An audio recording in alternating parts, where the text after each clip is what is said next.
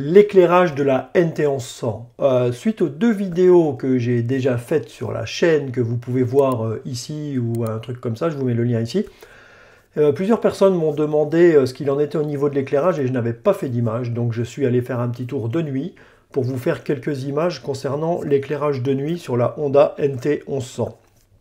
Qu'est-ce que j'en ai à dire? Le faisceau, donc c'est un éclairage à LED et je ne suis pas absolument fan des éclairages à LED. Pourquoi?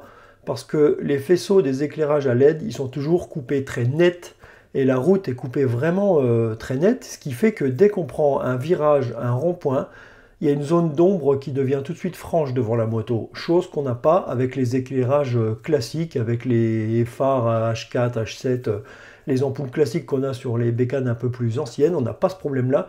Le faisceau est quand même beaucoup plus diffus et on a beaucoup moins ce phénomène-là. Sur la NT1100, comme il y avait sur la Ténéré 700 ou la plupart des motos avec les éclairages à LED, c'est horrible la manière dont le faisceau est coupé très net. Donc on voit bien là sur la vidéo, j'alterne les moments où il y a le phare et le plein phare. On voit que dès qu'on coupe le plein phare, le faisceau il est coupé net devant la moto, juste au-dessus de la route au loin.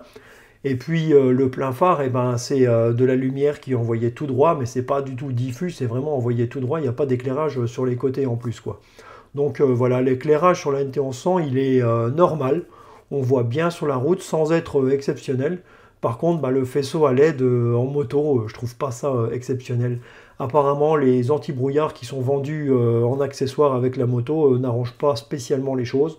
Donc méfiance avec ça. Et puis évidemment, c'est pas évident de trouver des adaptables pour savoir où les fixer et comment les monter. Concernant le réglage du phare, alors il faut savoir que sur une notice qui fait 80 ou 90 pages, il y en a 80%. C'est comment on connecte un téléphone à la moto. Par contre, c'est écrit nulle part où est-ce qu'on règle le phare. Et du coup, pour régler le faisceau, il y a deux molettes qui sont dans le carénage. Les molettes, évidemment, elles sont très difficilement accessibles.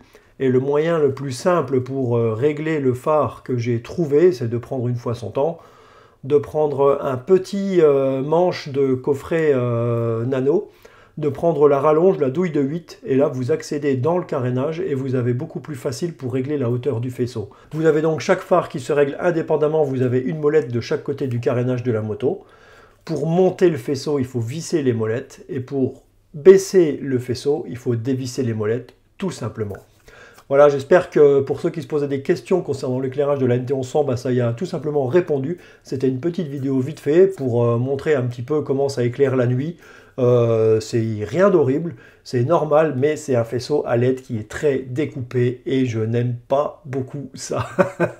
Ou alors il faut mettre des longues portées qui ont un éclairage très diffus comme j'avais fait sur la Ténéré 700. D'ailleurs, je vous mets le lien au-dessus de la vidéo en question où j'ai monté, donc c'était un faisceau combo et des LED Vision X, et ça par contre dès qu'on mettait le plein phare c'était fabuleux. Donc là en virage on éclairait absolument partout et ça pour le coup c'est top.